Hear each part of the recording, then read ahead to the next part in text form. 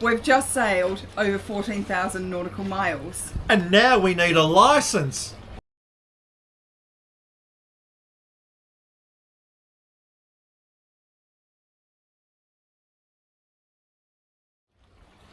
Welcome back to Sailing Sea Moon.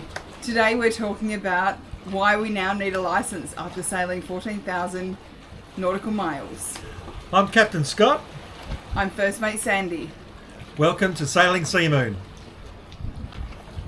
Okay, so Scott, we need to get a license to Well, sail our boat.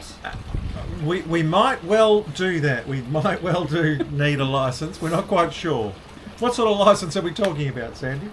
So we're talking about ICC, or International Certificate of Competency. Yep. So, what is it used for? Well, the ICC is used mainly for charter companies to determine whether somebody is competent to take one of their boats on a charter without having a captain present. So it's really used, it's also used for countries and port captains to determine that you're not going to be a hazard to other shipping in the area, that you actually have some ability to manoeuvre your craft from point A to point B. But Scott, we've sailed from Australia to the Mediterranean without it, so why now? Why do we require it? Who asked for it? Well, Greece is pretty laid back in terms of a captain's license, and so we've been getting by currently with my Victoria, Australia boat license, which I'll go through that, what I needed to do that in a little bit more detail later. But Greece was pretty happy to accept that, and Turkey was as well.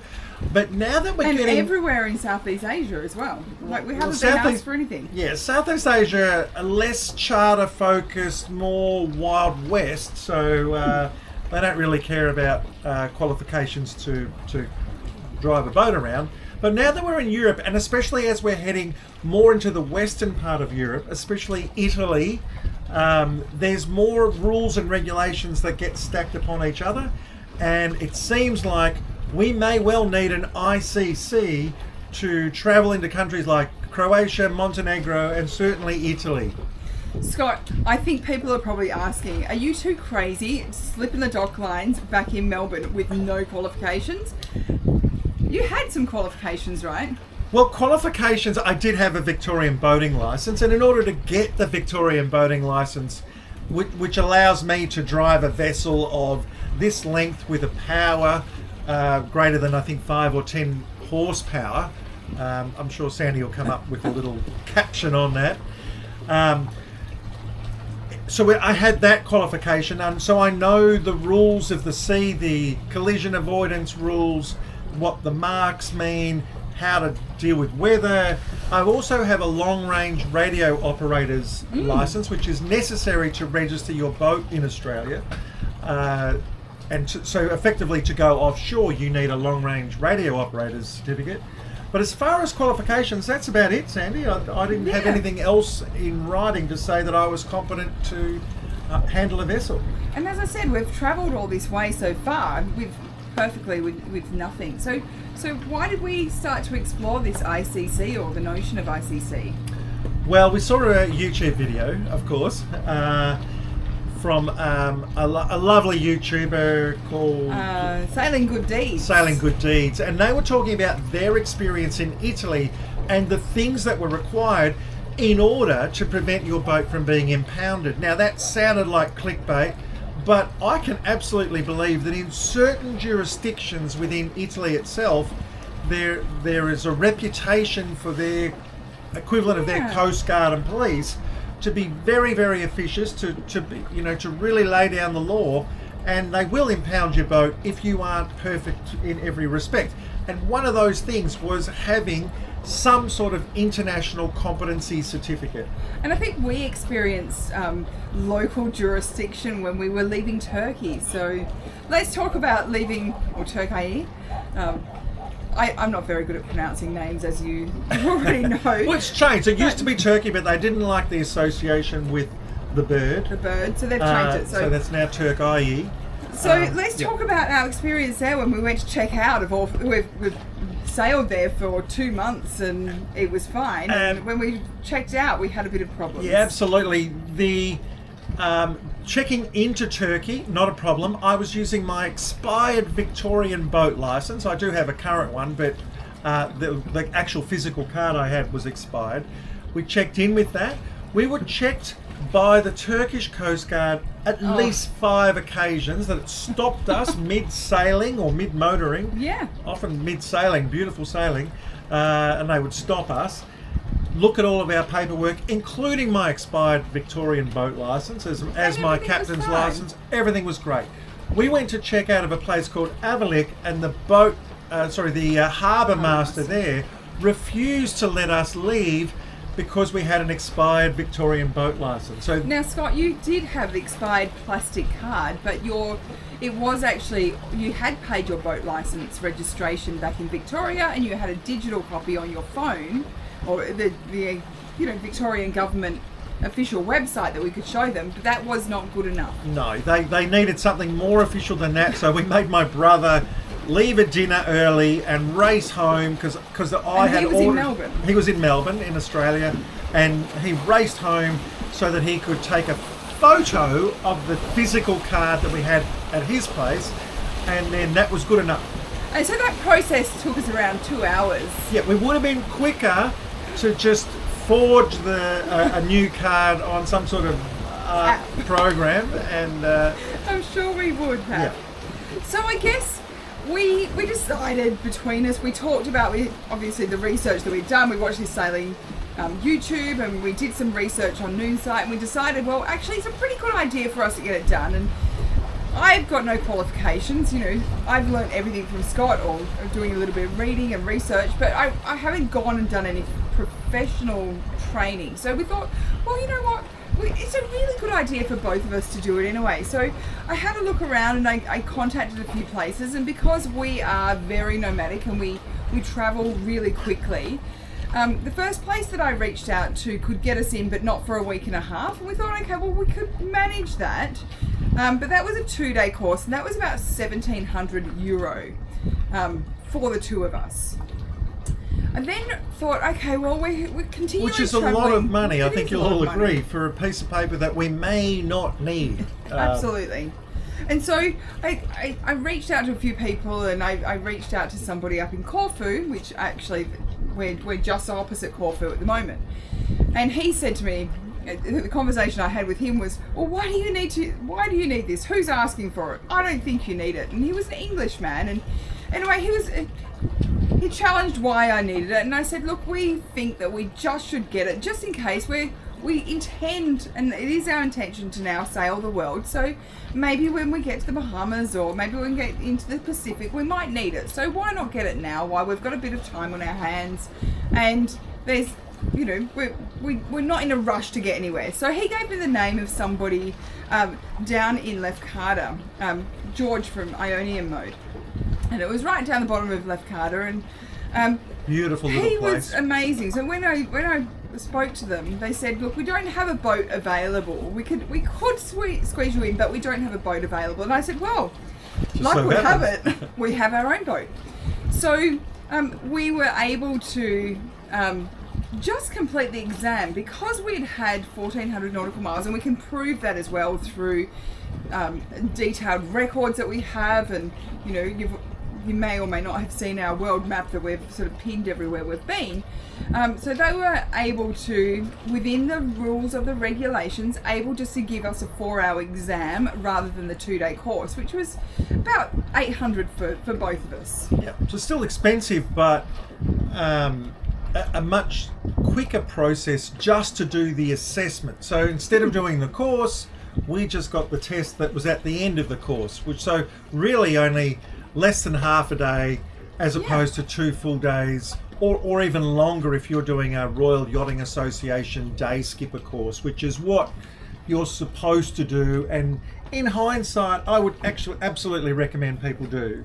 Yeah, absolutely. I absolutely agree.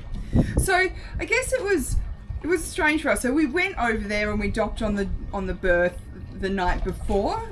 George was going to come on board about 9 o'clock in the morning. Yep. So we went across, and it was interesting that we were both so nervous about this, you know, doing some sort of qualification and having to prove and demonstrate the things that we may or may not know, or it's a lot of money if they turn around and say, actually, you don't know a lot about sailing, even though you've got here. That was a miracle. Yeah. And how did you two do that? Yeah. And not kill each other. Yeah. So that was interesting. So for us to be able to prove ourselves, and I know George also, when he came on board, and such a lovely man. If you do want to do any sailing, we'll pop down in the comments their details, because I think from a sailing training perspective, they were amazing. If you find yourself in the Ionian, you're going to charter a boat from Sunsail or one of those companies that are based Ionian Mode or Ionian Mode, they have some boats. Then and you want to get competent to do or get your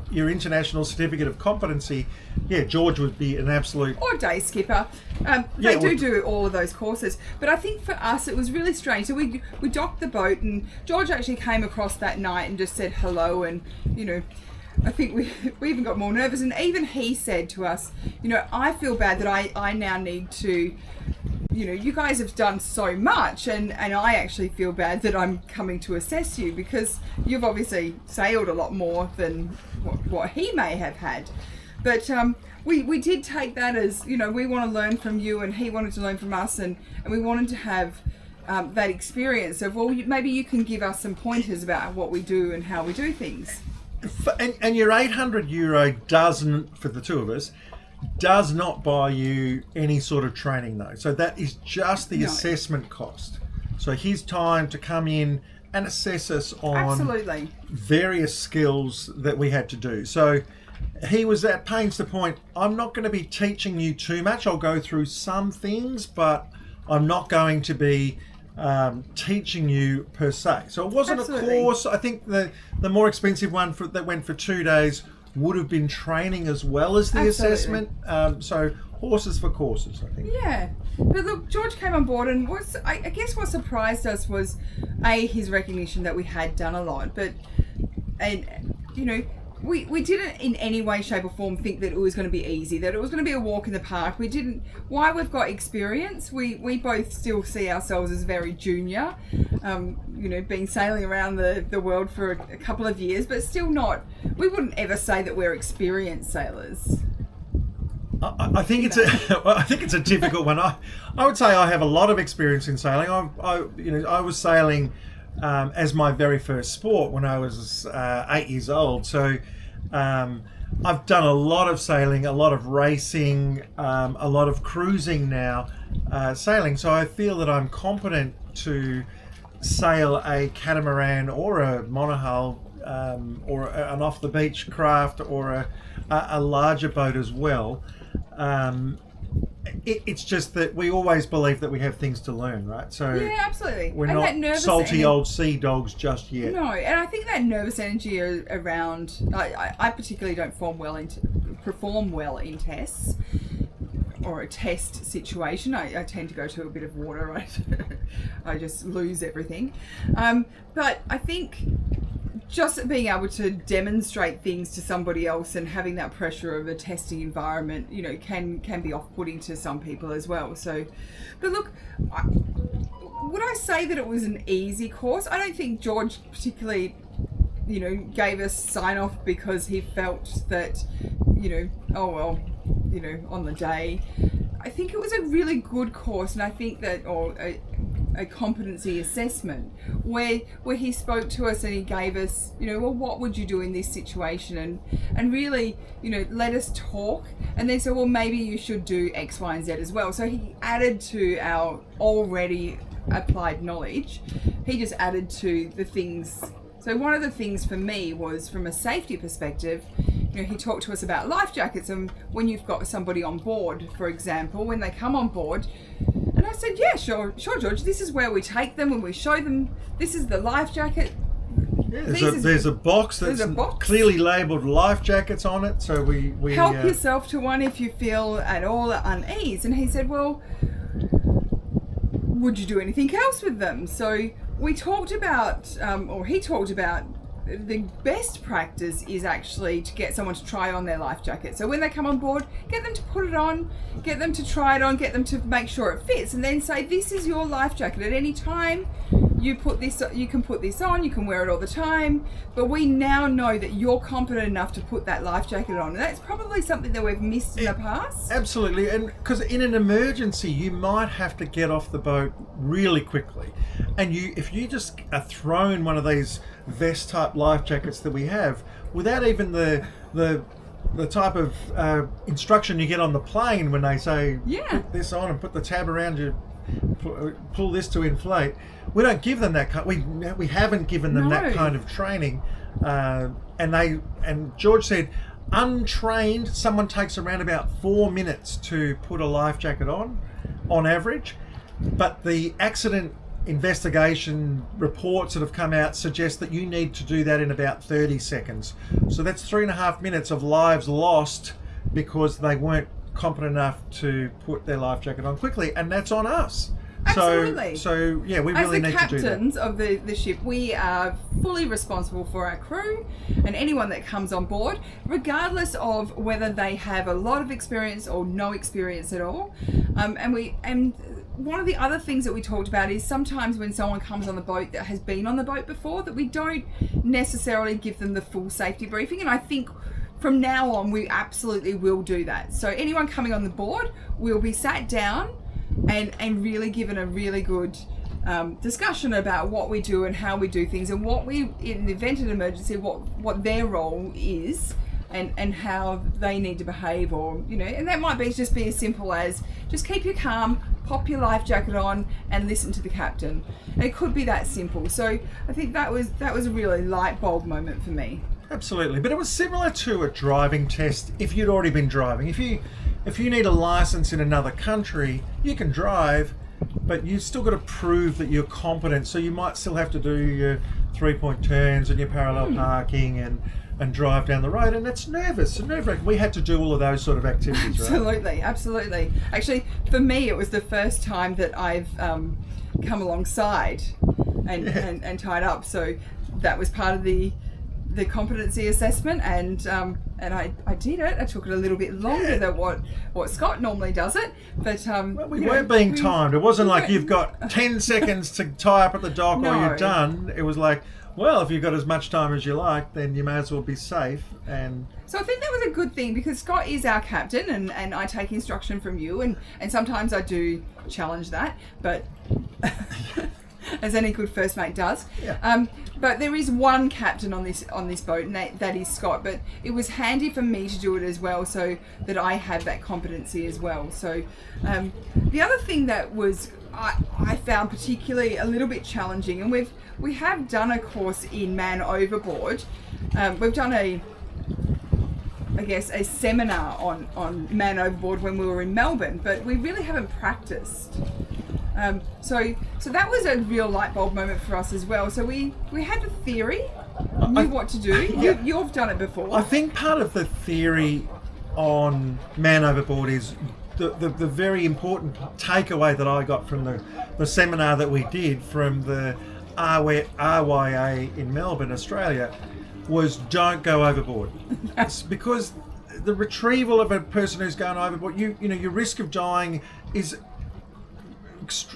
immense compared to if you're still on the boat. So you really don't want people to go overboard. But if they do, knowing how to pick them up would be absolutely essential. And I was telling Sandy, I did have a mate who went overboard when we were sailing on a trailer sailor when I was 18, 19 years old, being towed by another boat, and he went over and I had to release the tow, pick him up, nearly ran him down by doing all the wrong things, but we got him up. But he often says that was as close as he's come to dying, and it really was. We were so lucky not to lose him that day.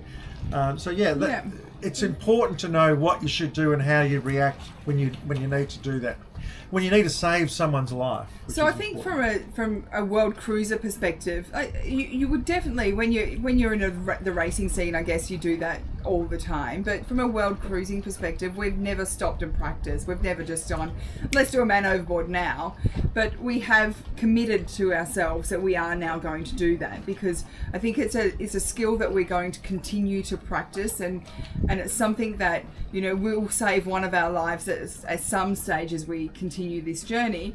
And I think if I've got any advice to any world cruiser or anyone that's thinking about cruising the world, I would say that, you know, definitely the practice is really important. We go and do, even if you go and do courses, the practice is actually what makes you better all the time and more prepared. So we will, and we have committed, we've talked about it even today.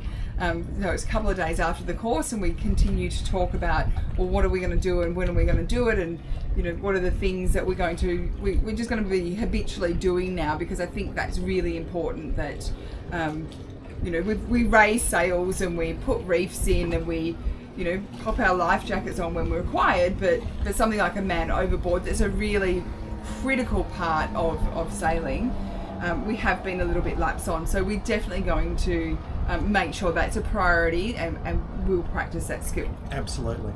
Was there any other light bulb moments for you, Scott? Not really. I think the man overboard drills and the safety were the main things that we got out of the course. Yeah. The ability to do the docking, the 360 turns. I was very proud of you. We didn't have a lot of wind, so it was difficult to show prowess. But he said, look, I'll acknowledge that you've sailed here 14,000 miles. You know how to handle the sails. And he let us put them up and take them down, do all of that sort of stuff without too much supervision or critiquing, if you like. So I think just being able to go out there and do what we needed to do was plenty. Do a jibe, do a tack. And again, we do those things every single day. So where the man overboard, you just don't do those every single day. So that's something that we have to do. Yeah. Okay. So I'll ask you, Scott. So it was an investment in the future, obviously, and I think any sort of safety training or assessment is well worth it. But would you recommend it to somebody? If you're from Australia or New Zealand or a jurisdiction or a country that doesn't have a globally recognised captain's licence, then yes, I would absolutely, Sandy. I think the more smaller countries you visit, someone's going to trip you up at some stage and say, I don't care that you've sailed halfway across the world to get here. Yeah. If you don't have the bit of paper, you aren't coming into the country or you aren't leaving the country. I think for peace of mind to have that, some sort of, like an international driver's license.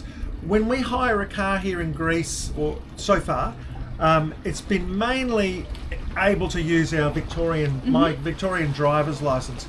But in some places in Greece, they've said, nope, we can only accept an international driver's license, which is what Sandy has. So I think it's the equivalent of an international driving license. You need something to show someone that you are competent enough to operate a boat within their waters. And I think it's their waters, we're guests there.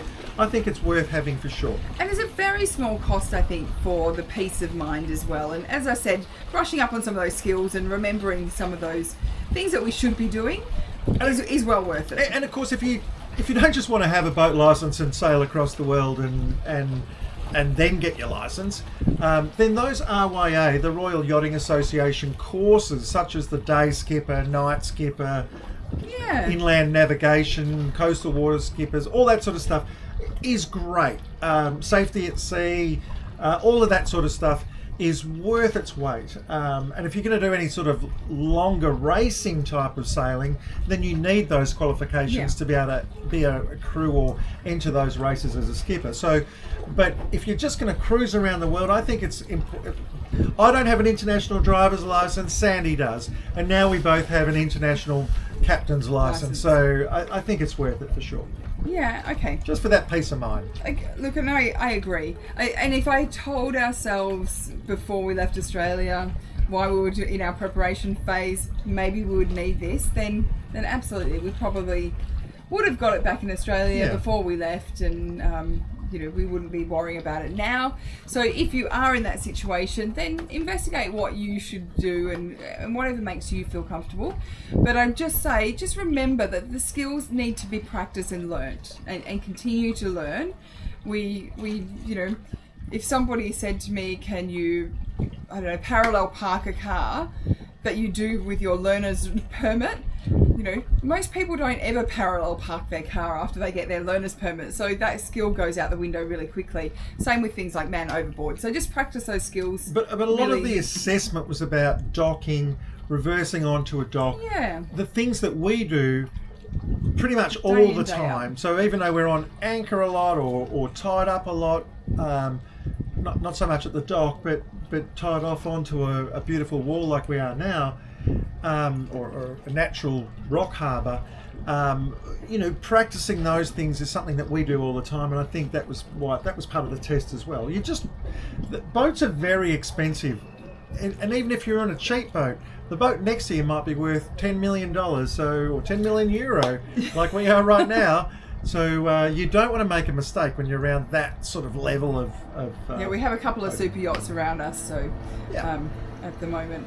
So I guess advice for cruisers. Have you got any advice for cruisers? I've got one piece of advice, is that we're not the experts in this. So I want to put that disclaimer out here. We're giving you our experience and what we've learned over the last couple of weeks. But by no means are we experts, and things change all the time. Rules and regulations change all the time. So, not understanding the rules and regulations is not an excuse. So do things like check Noon site is a really good source of information. Yep. Checking government websites. So other cruisers give us lots of information, but we always validate that information. I think so. I think every jurisdiction, so every little bay or harbour is controlled by a harbour master who, it's his own little fiefdom, own little kingdom. And even though they might get some guidelines from some sort of central authority, they get to pick and choose which ones they follow. So you are a visitor in not only the country, but also in the area that you're in, and you might have to comply, which is what happened to us in Abalik in Turkey. Because I didn't have the current boat license. Well, I did, but I didn't have the card. So he wouldn't let us leave. And I think that's the sort of thing that we might. So someone can say, in Italy you don't need an international competency certificate. Someone else will say you do. And it just depends on their experience and where they went. And if you go to a place that needs it, then you need it, right? So, exactly. Every single port is different. Even Noon site says it's a decentralised regulatory framework, which means every little harbour is their own kingdom. Yeah, absolutely. And the other piece of advice for me is we have a file with all of our documentation, and it's one of those plastic files with the plastic sleeves in there, and we have everything photocopied in there, so registrations and any government or local government authority documentation that we need to have with us depending on what our cruising ground is. We have all of our boat insurance papers, we have a certificate of sale to say that we own the boat, we have our boat registration papers, and it's all neatly set out, and we do have photocopies in there. I also stamp them with our boat stamp, but having a file that you can hand over that looks like that you are organised is really important. So I think the more organised you can be, the better. If you go in there and you don't quite, or you get pulled over by the Coast Guard and you're trying to find a piece of paper, if the Coast Guard comes over to us, we just hand over our file, they flip through it all, hand it back, and good to go. Yeah, I mean, Sandy's so organised with that, and we almost appear keen to give them we've got all this information, so have it. Well, that's one approach. Other people take the approaches of being standoff and try and say, we're not going to show you this, you've got no rights to come on board, etc. We always take the view that we're guests. If they want to look at information, we've got it all in one little folder, we hand it over to them, and 9 times out of 10, well, all the time, they come back and they say, yep, fantastic, thanks very much, we'll see you tomorrow. Yeah, exactly. Yeah, exactly. So I think they're all the main points, I guess, for today's session. Be organised. Make sure you do your research. Yeah. If you think that you're going to need a qualification, then go and get one. Go and do your RYA day skipper as a minimum.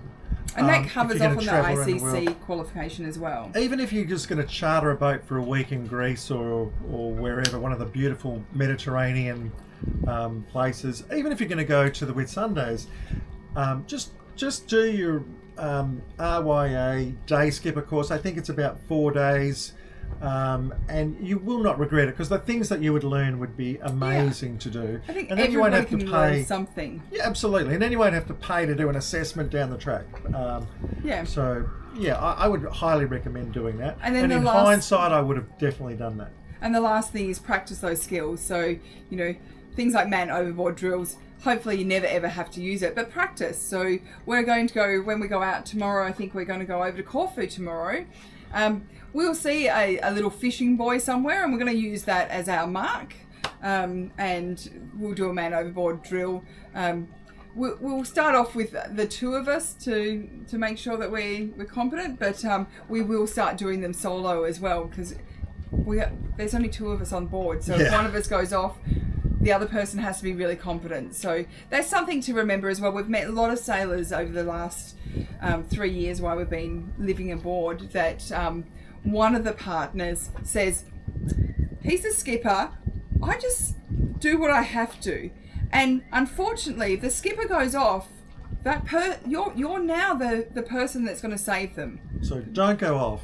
So don't go off. Don't go off. But if you do go off, make sure your partner knows how to come and rescue you. Absolutely, 100%. Yeah. So Scott takes the responsibility of being the skipper, but I have to know how to do everything he does. So probably not as well as him, but I do need to have those competencies and those skills. So I think that's really for people that are, two up on a boat. You do need to make sure, your partner knows how to pull up the dinghy or start the dinghy or what have you, because if something happens to you, God forbid, and I need to get you to help, I need to be able to operate this boat or operate the tender or, pull into a slip or what have you. You can't rely on someone coming to save you, because there is nobody to come and save you. It's just you two. Absolutely. So, get the quals if you need, if you feel that you need to, and it is something that we probably should have done before we left Australia. But hey, here we are 3 years later, and now we have a license. Yeah, we have a license. Well, we've applied. So we did the course earlier this week. We have lodged all the paperwork today. So you do need to do that online. So you need to send them a photograph and proof of address and passports, as well as your competency assessment sign off. Pay a fee, send that to the UK, and it takes 3 weeks to get that actual certificate back. Now they do send that back to your home address, so that's going to go over to Melbourne, and Scott's brother will bring that over with him when he comes over later in the year, in a couple of months. But we should have a photocopy, so that will be fine when we do check into some countries if we do need it. If we don't need it, it's just going to be another piece of paper that sits in our file. And if we do need it, it's there ready to go. So, yeah, well done. Anything else from you, Scott? No, I hope you're editing this last 5 minutes out. Thank you so much for listening today, watching if you're watching, and don't forget to like and subscribe if you feel this has been of any value to you. We really appreciate it. And thank you.